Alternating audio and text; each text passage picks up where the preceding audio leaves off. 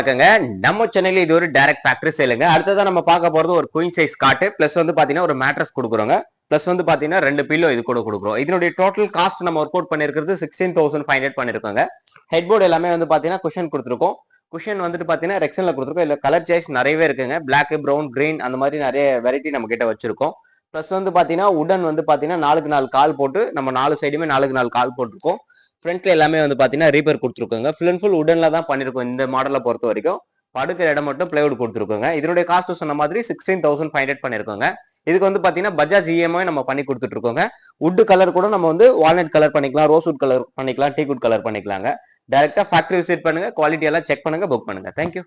எல்லாமே தலையை திருப்பி பார்க்கும், ஆனால் அழைத்தது உனைத்தானே, நானோ அழைத்தது உனைத்தானே.